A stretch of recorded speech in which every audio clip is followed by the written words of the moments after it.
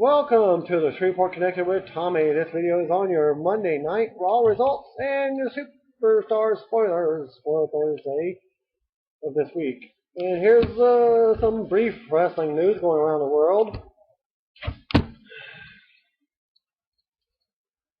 WWE has a new Diva champion, AJ Lee, and she addressed her win after her Payback pay-per-view, saying that last night was a dream that took 14 years of willpower and hard work to realize. As AJ wrote on Twitter, "I did it my way. This is the proudest day of my life." Follow AJ online at twitter.com WWEAJLee. Twitter.com/WWEAJLee. Here's sincerely hoping that Lee can help make the Divas Championship mean as much as it does to the fans as it does to her.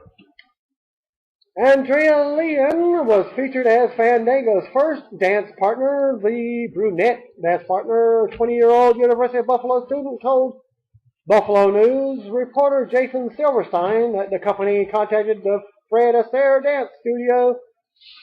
She teaches at in search of a ballroom dancer. And she says, by quote, "I actually had no idea who anyone was," unquote. As Lynn said regarding her first WWE appearance, in another quote, I was aware of it, like I know who Hulk Hogan is and Andre the Giant is and stuff like that. But my family was never really into it, and we were more of a theater, music, dance type family," unquote. Unlike most wrestling fans, Lynn did not get caught up in the fandangoing craze that started the night after WrestleMania 29. "That's not dancing, not at all," she said. "That's not giving the ballroom world justice. I can teach people how to dance if they want to learn," unquote. Lynn was only supposed to work one show, but when it went well enough, she was hired for a couple more. She rearranged her schedule and the company and ended up working for WWE for 2 months before she was informed that they planned to use Summer Rae as Fandango's dancer going on forward. However, she noted that her departure was open-ended, so it's possible we haven't seen the last of Fandango's brunette dancer. It's a good piece that's definitely worth taking the time to read. CM Punk's days as a teenage backyard wrestler are featured in Chicago tribute story. Punk teamed with backyard wrestlers Mimic and Havoc in a 6-man tag match against Charcoal, Pet, and Brutal Brad in a Lunatic Wrestling Federation event called Bloodbath in Chicago's Tinley Park. The VHS copy of the show popped up on eBay. And he quoted, "He was very positive about LWF stuff." LWF promoter Larry Statkus said of Punk's comments in his WWE-produced DVD. Statkus praised Punk despite saying they no longer communicate, and quoted, "I honestly think his promos are fantastic," unquote, as he said. And quoted again, "His wrestling is fantastic. It's great. It's just bittersweet. You want to be proud, but you can't talk to the guys anymore. Read the full story at ChicagoTribune.com. Statkus said he has roughly 80 LWF tapes in his home and has needled Punk on Twitter of hopes of getting a response. The story also referenced Punk's strained relationship with his older brother, whom Punk accused of stealing money from him. Happy birthday goes to former WWE, WWF, or whatever you will call him, WCW talent, Ultimate Warrior, real name James Hellwig, turned 54 years old on Sunday. He was born June 16, 1959. ECW icon, the Sandman, a.k.a. James Fullington, turned 50 on Sunday. He has made appearances for the Extreme Rising promotion, and the late Buddy Roberts, a.k.a. Dale Hay, was born June 16, 1945. He died November 29, 2012 due to pneumonia. He is not a member of the WWE Hall of Fame, but he and the Freebirds should be. Former pro wrestler and manager Paul Jones, a.k.a. Paul Frederick, celebrated a birthday on Sunday. However, the year he was born is unknown, according to his Wikipedia page. Former WWE wrestler Chuck Palumbo turned 42 on Saturday. He was born June 15, 1971. At last check, Palumbo was laying in the band of and been 3-spoke wheel and running a custom motorcycle business in California. That's the last I heard of him on Facebook. He was still doing his motorcycle business. Late pro wrestler Brad Armstrong, aka Robert James, was born on June 15, 1961. He died November 1st last year. The cause of the death was listed as medical distress. He is the son of Bob Armstrong, and his brothers are Brian, Road Dogg, Jesse James Armstrong, and Scott Armstrong, working for WWE as a referee. Scott Norton turned 53 on Saturday. He was born June 15, 1961. Norton worked a match in All Japan on the group's 40th anniversary tour, and as far as I know, is still there wrestling for All Japan. There were no pro wrestling shows listed for ESPN Classic tonight. Curtis Thompson, Brian White, and Richard Bowers were at the Raw program and posted the following show from Grand Rapids, Michigan for the updates and Superstars taping spoilers. R-Truth defeated Darren Young in match number 1. Match number 2, Layla and Natalya defeated Cameron and Naomi. Are the Funkadactyls heels? They sure acted like it, and Rich noted that both matches were fun but standard, and congratulations to Natalya, as she is formally engaged to longtime friend and family of Tyson Kidd, also of WWE. They're scheduled to get married sometime this year. Raw opens up with a video package that featured highlights from the WWE Payback pay-per-view, with the three falls of the 3 stages of hell match. Michael Cole saw to the commentary, as well as JBL and Jerry King Lawler. Ring announcer Justin Roberts starts off the show introducing Ricardo Rodriguez, who stood on the stage with a stupid bucket in hand and introduced the new World Heavyweight heel champion in Alberto Del Rio. I cut it short today. Lawler said that he's never seen anyone attack someone coming off a concussion the way that Del Rio did at Payback. Cole said it was a valiant effort by Dolph Ziggler. Photos aired of their match was shown. JBL said Del Rio did what he had to do to win the championship. Del Rio stood in the ring and asked fans how their weekend was. He referred to himself as the fans' real Superman. Ricardo Rodriguez introduced him again. Del Rio said some of the fans were saying the way he won the title was controversial. He questioned about what the night after WrestleMania, when his leg was injured and Dolph Ziggler cashed in his Money in the Bank contract to win the title. Del Rio said that the fans cheered for Ziggler. He said he should probably be offended, but it's okay because he gets it. He said he heard the reaction last night, and every other night there was a small "We Want Ziggler" chant, which I heard was very pretty loud when I caught the show 5 minutes in, and they were already this far into it. Del Rio recalled fighting the ignorant pig, Jack Swagger, who insulted him and the Mexican people, and Del Rio claimed that he heard USA chants during his matches against Swagger. So what are we going to get? The three-men factioning, the foreign, already got the, what's his name, Jack Swagger's manager, Zeb Coulter, fixing to add, what's his face, formerly of Ring of Honor, can you think of his name? Used to be Intercontinental Champion or whatever. Antonio Cesaro, I think is what his name is. So you're going to get Del Rio, Cesaro, and Swagger in a faction? I don't see it, but...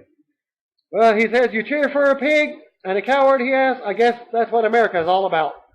Pigs and cowards. Del Rio said he fought for the fans for the last 5 months and he didn't get anything.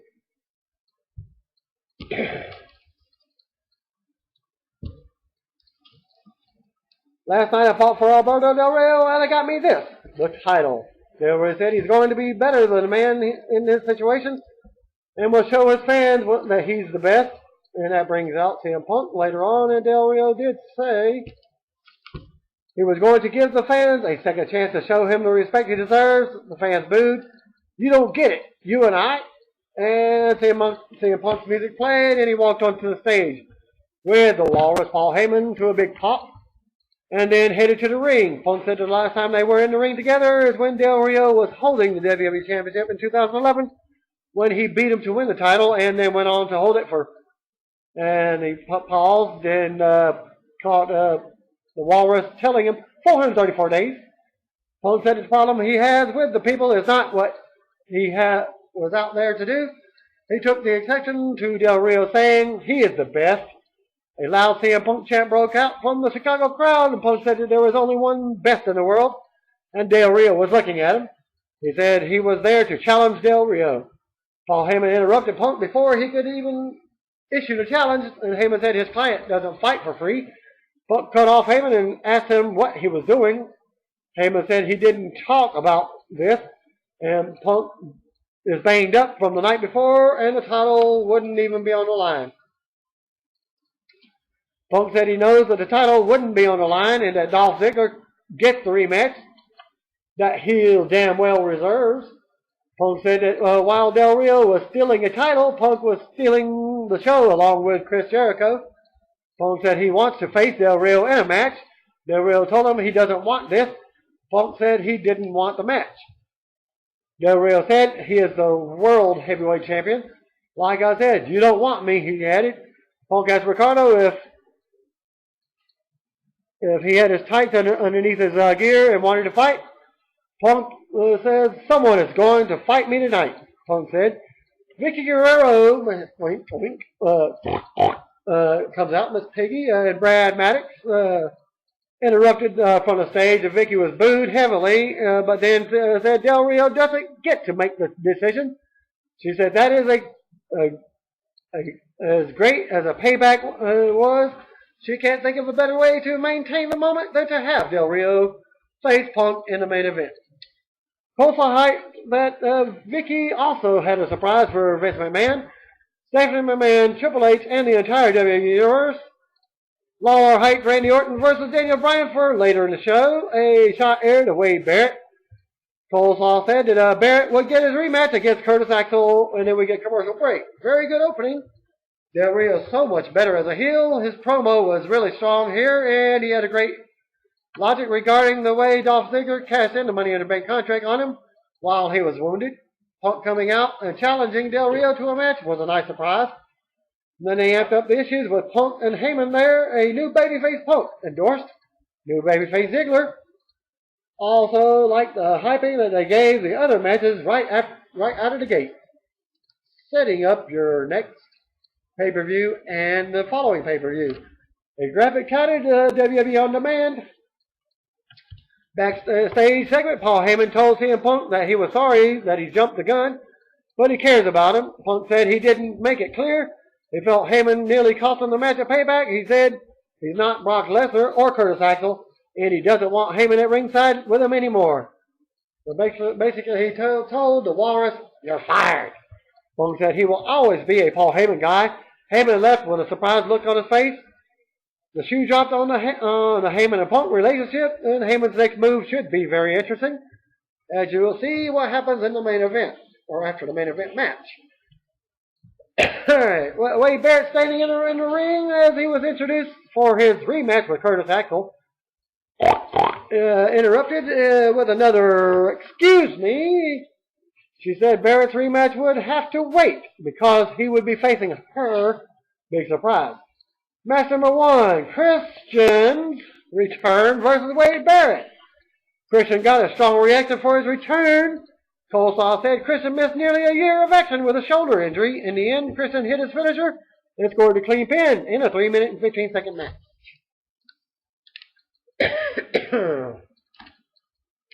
Nice surprise, really early in Raw. It's really cool to see Christian back on TV after all this time.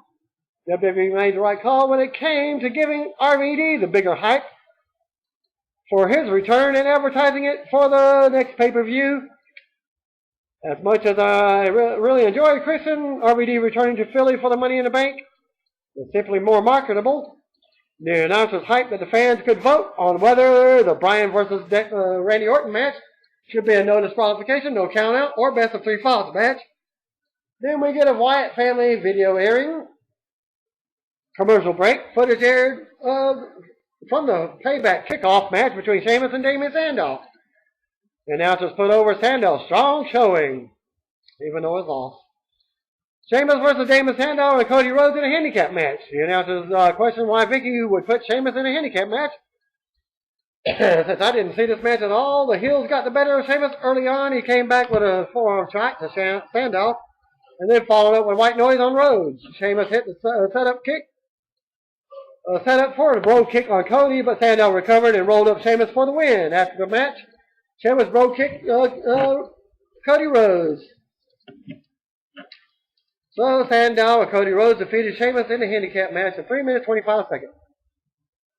Cole saw hype Mark Henry's appearance and acknowledged his retirement tweet. The RVD return video package aired.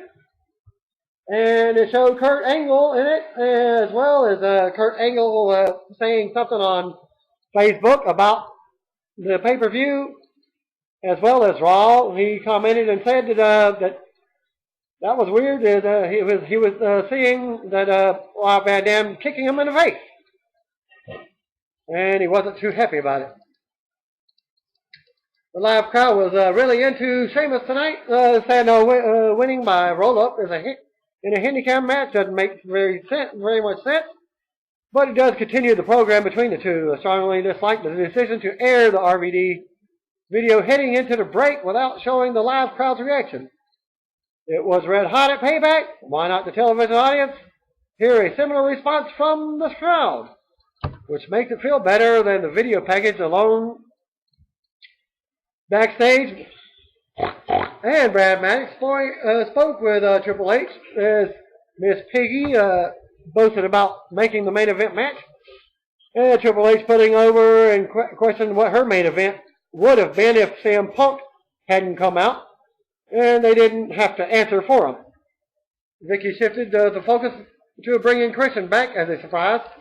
Triple H said Christian has been medically cleared for a month and a half and questioned why they waited so long. Rob Van Dam's return came up, and they tried to take credit. Hunter said he didn't remember them being in on the conversation when he made the deal with them. He told them to make an example of the Shield tonight. He then mockingly congratulated them for putting 3MB on the show and called it a stroke of genius. Backstage, Kane asked Daniel Bryan if they could talk. Bryan said he didn't want to hear any "I told you so" talk. He accused Kane of being happy that Team RK-No lost. Kane said he also lost and questions whether it's the time that they should give Team Hell No another shot. And Daniel Bryan yelled, "No!"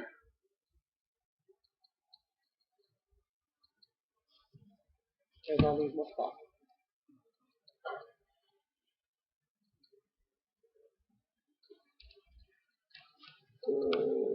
Okay, Bryan said the only way that he could prove himself is if he does it by himself and wins the WWE Championship. Kane said he wants the WWE Championship too.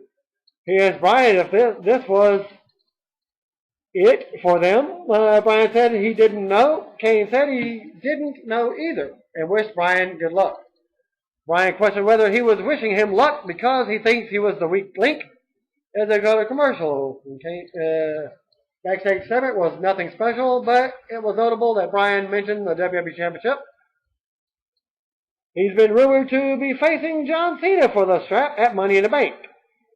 This doesn't guarantee that it's happening, but it will have to be developing quickly if they're going to shift him away from Kane, Orton, and the Shield into the title picture. Highlights aired of Daniel Bryan, Randy Orton, and Kane defeating the Shield from SmackDown. Footage aired of Randy Orton telling Josh Matthews that Orton is the weak link and adding that he intends to prove it. Orton said it with a smile, more than in a hellish manner. It came off like he was playing mind games. Ring entrances for the Orton and Daniel Bryan match took place. Lawler announced the poll results. 54% went with no DQ, 36% went with the best of three falls, and 10% voted for no countout. And this one I did not even see at all. Apparently 10% of the WWE universe consists of drooling morons or wise asses who voted for the throwaway poll option. Good for them. Match number 3, Randy Orton versus Daniel Bryan in no DQ match. The crowd delivered yes orgasm chants for Daniel Bryan's early strike, and then yelled no when Orton came back with kick.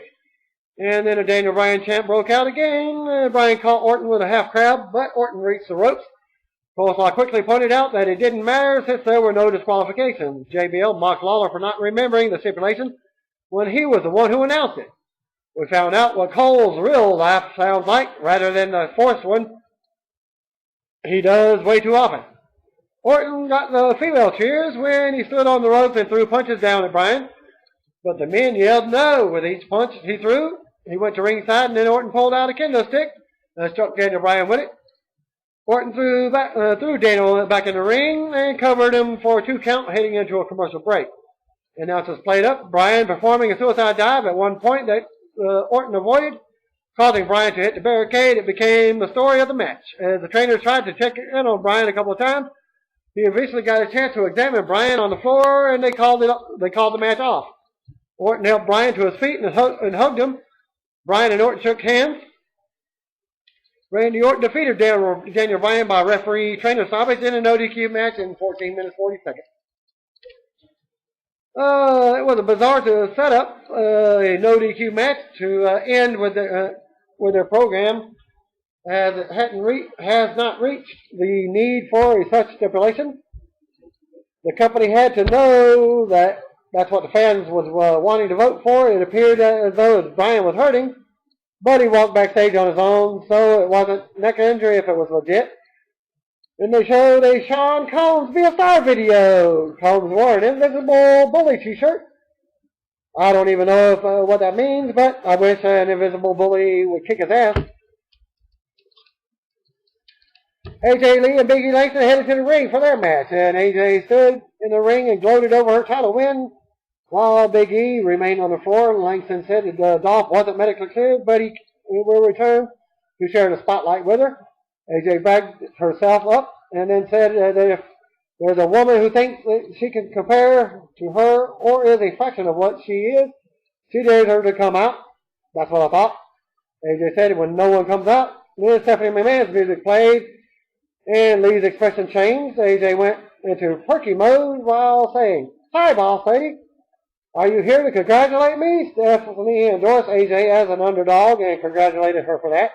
However, Stephanie said that AJ is perpetuating a stereotype about women that they want to tear each other down rather than build each other up. Stephanie told AJ to start acting like a champion, and AJ apologized and said that she should be acting like Stephanie, or more like Stephanie. She said that instead of dating a superstar, she should marry one. Stephanie said that if AJ is so brilliant, she should have come up with something original. And AJ raved about her masterpiece being what she did to Caitlyn. Stephanie leaned in and asked AJ if AJ wanted to give her the crazy eyes. Stephanie said that she's a McMahon and no one knows crazy better than they do. Stephanie told AJ that if she wants to be the Divas champion, she should start acting like one. And AJ said she is the Divas champion. She said the only reason Stephanie came out is because AJ is her only younger. And Stephanie held the mic down a bit and told AJ that she might be the Divas champion, but she can take all of that away from her. "I'm sorry, you were saying?" And Stephanie said into the mic, Caitlyn walked onto the stage with Cameron, Naomi, Natalya, Alicia Fox, and Layla. Stephanie approached the babyface divas on the stage and said she was going to give Caitlyn a pass because of what she's been through lately. "Do not ever interrupt me again, and that goes for all of you," Stephanie said before heading backstage. Caitlyn walked into the ring and said AJ won the Divas Championship. A "you tapped out" chant broke out. Caitlyn said Lee got inside of her head, manipulated her, and humiliated her. She said AJ played her like a puppet and broke her. Caitlyn said it was her turn. Caitlyn rushed the ring and attacked AJ. Big E Langston, who was at ringside the whole time, pulled AJ to ringside, and AJ wanted to get back in the ring. But Big E pulled her back out over his shoulder and headed backstage as they go to commercial break. Did Stephanie hold the mic down because we were supposed to think she broke from the script? She was an all-out bitch to everyone in that segment. The speech about female stereotypes was ridiculous, especially when you consider Steph's behavior in this segment. Though perhaps that's the idea. I wish I could say I was more curious to see where this is going. A graphic noted that the SmackDown was 7 times more socially active than any other show. Coleslaw said Daniel Bryan was still being evaluated for possible nerve damage. As Jerry King Lawler said, that's what he was afraid of, and really, that's what you feared. Match number 4, Dean Ambrose versus Kane for the U.S. Championship. Again, I didn't see this match. Well, my DVR was messed up, as this network has been doing lately. And this time I got proof because after 18 minutes of my show that was recorded, it shut off. Kane jumped out to the early advantage and was setting up for a chokeslam when Seth Rollins and Roman Reigns interfered for the disqualification. Kane fought them off until he was speared by Reigns. Shield members then teamed up for a triple powerbomb on Kane, and announcers played up Triple H's earlier comments to Vicky about sending a message to the Shield. Kane then beat Dean Ambrose in an ODQ title match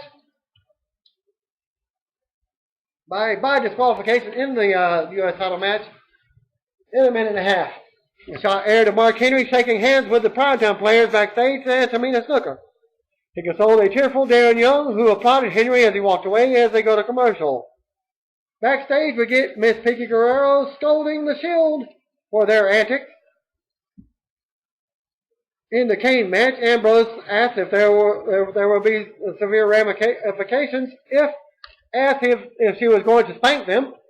Ambrose told her from now on she should think about what she's going to do before she does it. Vicky said before she was interrupted, Vince McMahon entered the picture and told the Shield that they remind him of him. He mentioned ruthless aggression and told them to keep it up. Vince said he's never liked the Halloween mask-wearing freak Kane, and Vince told Vicky she looked good and then walked away. But before he could walk away, Triple H entered the room as well. I know the McMahons have traditionally meant bigger ratings, but the contradicting actions of Hunter and Vince isn't all that compelling. Maybe it will lead somewhere, but the whole thing with Hunter wanting Vicky to make an example of the Shield coming out of nowhere, I don't even like them being reminded that these guys answer to any authority whatsoever. Coleslaw reminded viewers that John Cena would appear on the show. And he hyped the Alberto Del Rio versus CM Punk main event. Another Wyatt family video aired. And this report did not mention anything about the ending of that segment when Triple H was mocking Vince about his decision. And to end it, after they both walked away, Stephanie was saying something. Don't pay any at all attention to them two. You pay attention to me. So they're trying to do the power stick again. Back when they did the ruthless aggression faction, triple power thing with their mother, Vince, and Shane, or whichever one they were doing, I've forgotten. Okay, did that. Okay. Zeb Coulter walked onto the stage and told the fans to open their eyes because he was speaking to them within a country that is under siege. He said that the government is spying on us and lying to us. He complained about foreigners sneaking across the borders like rats in the street. Coulter said that we are at war and sometimes that calls for unusual alliances. Coulter said he and Swagger chose to work with a man in the interest of proving that they are not prejudicial, who speaks 5 languages, but importantly English. Antonio Cesaro came out and said, "We the people." So there you got the joined faction. Antonio Cesaro with Zeb Coulter versus William Regal. And Coulter called Coulter a hypocrite and laughed at him. JBL tried to defend him. Cesaro put Regal away with a neutralizer. Cesaro held up the "Don't tread on me" flag after the match and draped it all over Regal. Cesaro and Coulter put their hands on their hearts and saluted. We the people. And the match only took 2 minutes 45 seconds. The shot aired of John Cena backstage, and Cole said he would be up next. RVD return video was replayed as they go to commercial. I get a kick out of Coulter and Cesaro being paired together, but this feels more like mid-card comedy than anything substantial. I guess that's still better than where Cesaro was a couple of weeks ago. John Cena headed to the ring to mixed reaction as the announcers discussed the 3 stages of hell match. Win over Ryback. And Cole said Ryback refused to be taken to the hospital, but he was treated by the WWE doctors and was not cleared to compete on Raw. The boos got louder once Cena's music stopped, though he also had his supporters. Cena listened to the crowd and said, "They won't stop." Cena said that he loved this. He said everyone was together under one roof because they shared the same interests, loving WWE. He said some people have their favorite superstars, as he has too. Or he has his too. Cena said he also has fans who like him every time he comes out, and he goes to war for them. He said he wanted to take the moment to speak to that group. He said he had a horrible 2012, and he had to come out and beg the fans to just hang in there, and they did. Did I miss a Raw in 2012? Cena said he would be the better man at 3 stages of hell. He delivered the Tampa's hairline. He thanked the fans who was always hung in there, and he said he feels as good as he's ever felt, and he can take care of any challenge to put in front of him. He said his eyes are focused on the Money in the Bank because he will know where his next challenger will come from. Cena said that there will be no opportune time for the winner to cash in on him. He said that if he looks down and out, the contract holders should think again because he will always be ready. Cena said he knows he won't hold the title forever, but he promised that the next man to hold it would earn it. Our time is now because the champ is here, Cena said, and Cole said he hasn't heard Cena that confident in a long time. And that interruption by Mark Henry play as he walked out and placed his boots on the stage before heading to the ring. JBL assumed that the rumors are true. The announcer said Henry has had a great career. Henry told Cena that he could put his guard down. Henry had tears in his eyes and told Cena that he wanted him to stay because he had something to say. Everyone in the back and all the fans allowed "Thank you, Henry" chant broke out. I respect everybody that loves this business, as Henry said. I respect all the people that work for this company because I know how difficult it is. I was a seasoned veteran in 2002 when this man right here came in. A loud "Thank you, Henry" chant broke out. Henry said Cena is doing an awesome job. He stopped and wiped tears from his eyes while listening to the chant. Henry joked that if they forget him, they would at least remember his pink coat. A sexual chocolate chant started.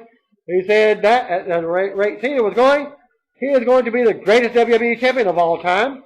And he said he's been the ECW champion, world heavyweight champion, and the strongest man in the world.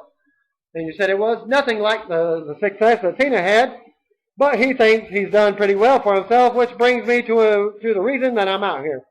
And he said to retire from the active roster of WWE, the fans chanted one more match. Thank you all, he said. One more match from one of the better crowds that I've been in front of for the last 5 years. Cena gave the WWE Championship to Henry, who held up the title belt. Cena stood on the ring apron and applauded along with the fans.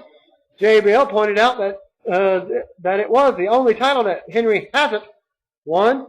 Henry said he was a small town Silsbee, Texas boy done proud. He handed the WWE Championship back to Cena and said, "It's something you have to earn."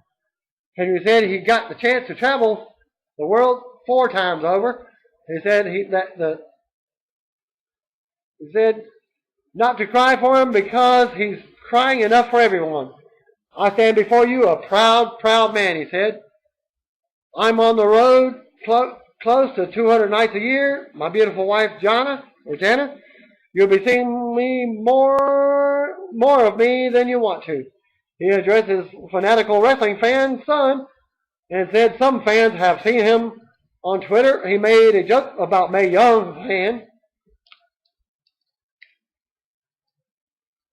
Henry mentioned his little girl, Joanna, and said she cries when he leaves home. Baby, I'm coming home, Henry said. Henry put his hands into the air and the crowd applauded. Cena entered the ring and handed Henry the title belt again. Cena raised in Henry's arm. Henry then suddenly grabbed Cena and scooped him up for the World Star Slam. As John Cena was trying to hug him, he gets the World Star Slam. Henry took his coat off and then yelled, "You think it's that easy? I've got a lot left in this tank." Henry dropped the title belt on Cena's chest and said, "And that will be mine soon." Henry headed to the backstage and picked up the boots that he placed on the stage earlier. "That's what I do," as Henry yelled. And the announcer talked about how the fans had bought it. Even I bought it, because I was even crying along with him, because he was making a heartfelt speech that he delivered greatly. The Coleslaw said that Henry used his family by making them a part of this. The footage replayed of Henry slamming Cena down. "I may have bought this too," and Henry had the recent Twitter meltdown in which he had said he was not retiring, even though this was a hell of an angle. The live crowd was very respectful when they thought it was legitimate, and they popped big when he performed his finisher on Cena. I also like the way Cena spent most of his time on the apron. It passed as a sign of respect while also making it less obvious, as more viewers would have been waiting for the attack had Cena stayed in there the entire time. Henry showed some incredible range by getting as emotional as he did. An awesome segment, even if you expected that outcome. The Henry attack on Cena was recapped. Backstage segment, Renee Young interviewing Mark Henry, which I missed. I must have went to the bathroom or something. Who told her that he had her and everyone fooled like a bunch of puppets. They told her that the WWE Championship is the only thing he has held, and he's challenging Cena for it. He said that the reason he has two boots is because he's going to leave one of them in Cena's rear end. The announcer spoke about it at ringside, and Lawler said Henry had everyone watching fooled. JBL called it an elaborate hoax, and Coleslaw said he found it disgusting that Henry brought his family into it. If your guard was up all during the Henry retirement angle, then JBL lied about the WWE Championship being the one title that Henry never held. May have foreshadowed it a bit, even if that wasn't the intent. Match number 6, the boringest match, I would say. Chris Jericho versus Heath Slater with Jinder Mahal, Drew McIntyre, and Chris Jericho receiving a big ovation and a loud Y2J chant. Jericho went for the Lion's Top, but McIntyre tripped him up while Jinder Mahal distracted the referee, leading to Slater getting a 2 count. Jericho came back quickly and put Slater away with a code breaker. He hit the same move on McIntyre afterwards. He may have hit it on Jinder, but the production team missed whatever move that he performed on him, and Jericho won on Heath Slater in 1 minute and 40 seconds. Jericho, who reportedly has a knee injury, used one knee while performing the code breaker both times.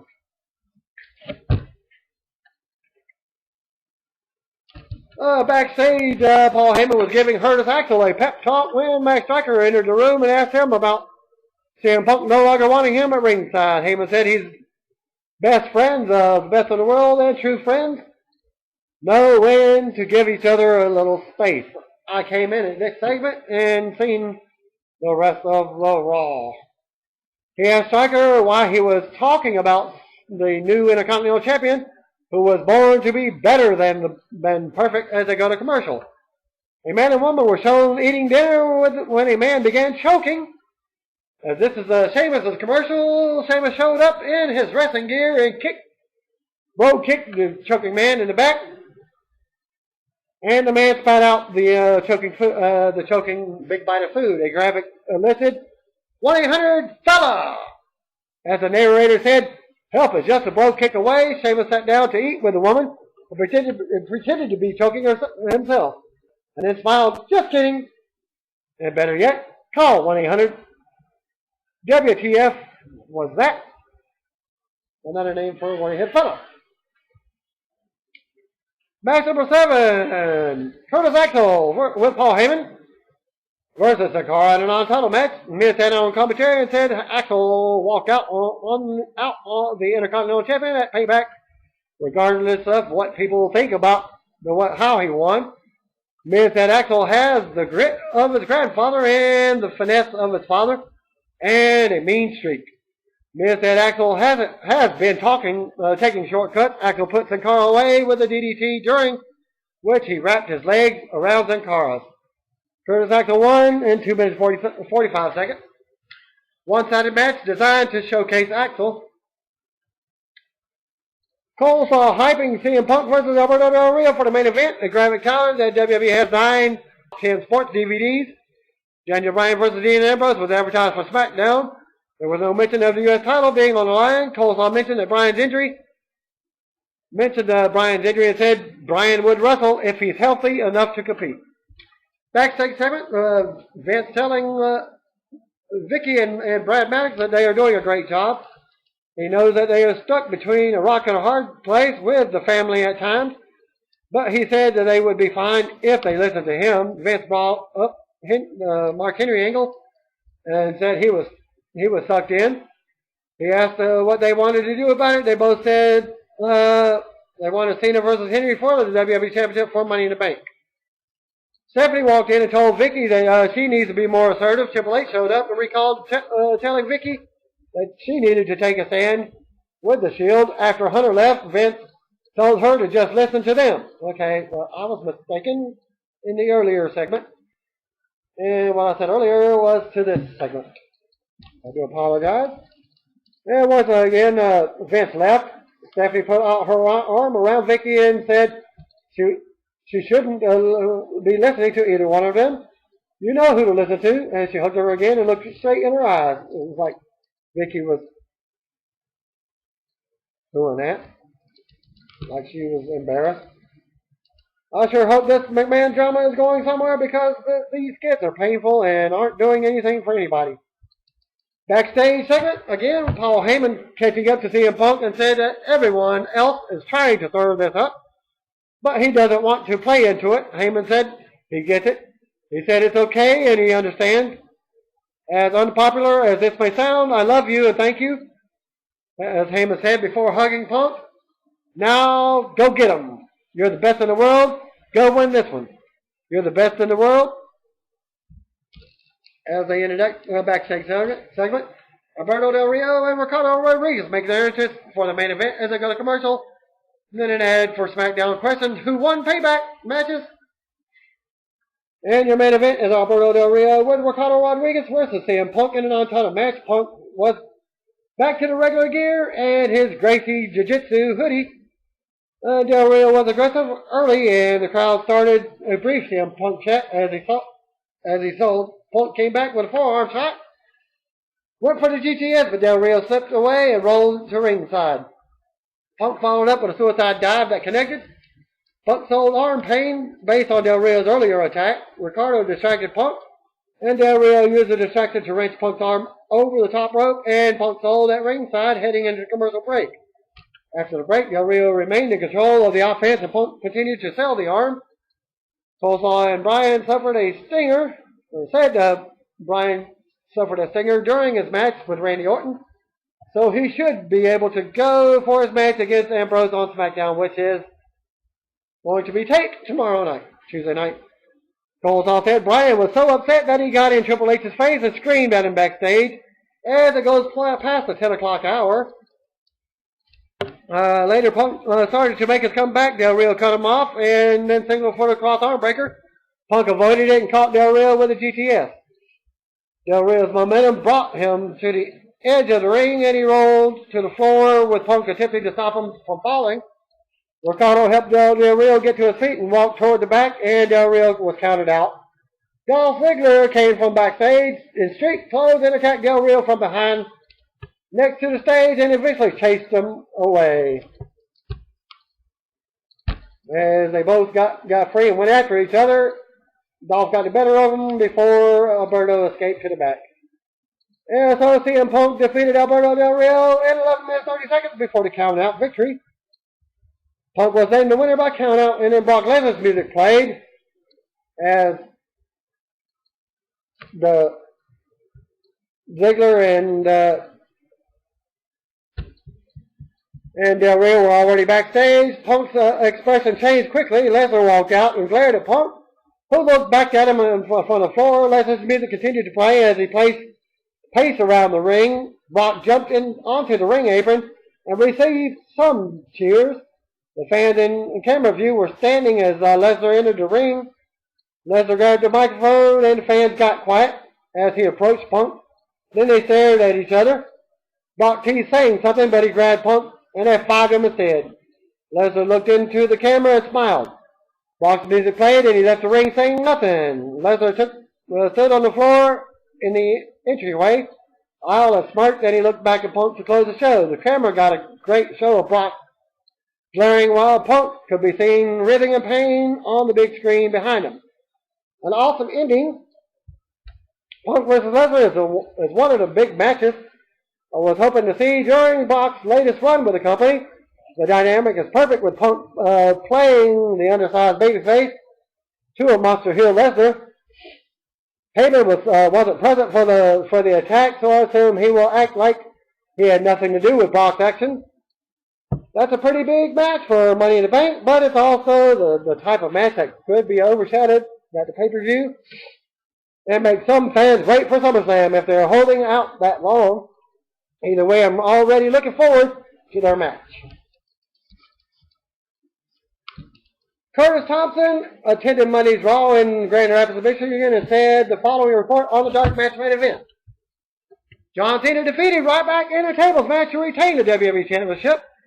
Cena sure got a lot of pop today. At one point, Ryback flipped a table for no reason. A table was lying against the turnbuckle for a long period of time. Eventually, Cena reversed the position and used an attitude adjustment to drive Ryback through the table. Ryback must have found a late-night doctor to give him a medical clearance. As they stated on Raw, he was not medically cleared to wrestle on the Raw TV show. Well, I guess these reporters don't know that TV is TV and dark matches are dark matches. Okay, Randy Orton was interviewed on the Sam Roberts show on Sirius XM satellite radio and was asked how close he's come to losing his job. I think I was just a little impulsive with my decision making, and I wouldn't really think about it would affect me or the others around me being a dad now. That was the biggest thing when I became a father. I can't do this stupid shit anymore because I have a kid. What am I doing? So it was like, bam, stop then. Yes, to answer your question, yes, there were probably half of a dozen times where I thought, this is it. Orton also spoke about CM Punk being upset about creative.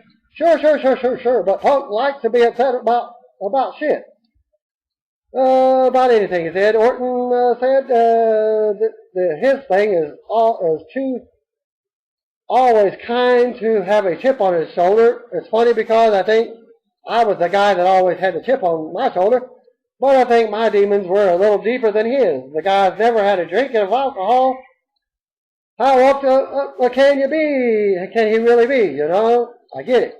I think he's done a great job. He's obviously been awesome on the stick.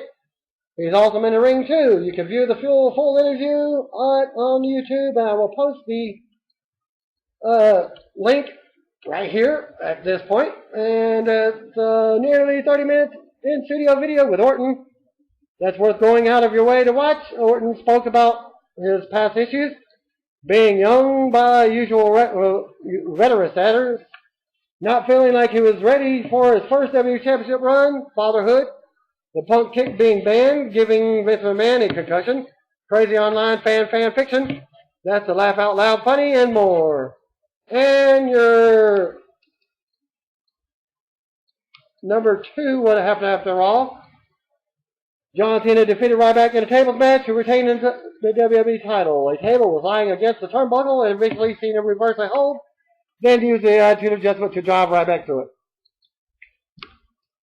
One was the basic and one was more. That's why I always give a little bit more of the stuff. Well, that's it for my Monday Night Raw results. Thanks for viewing. Peace out.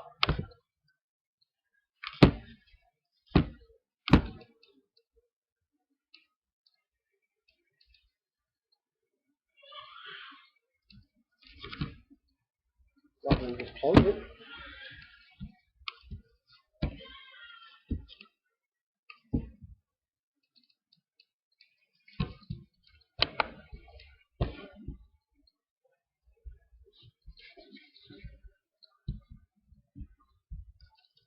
Bear with me. Mouse will jump all over the place like it's not even reacting.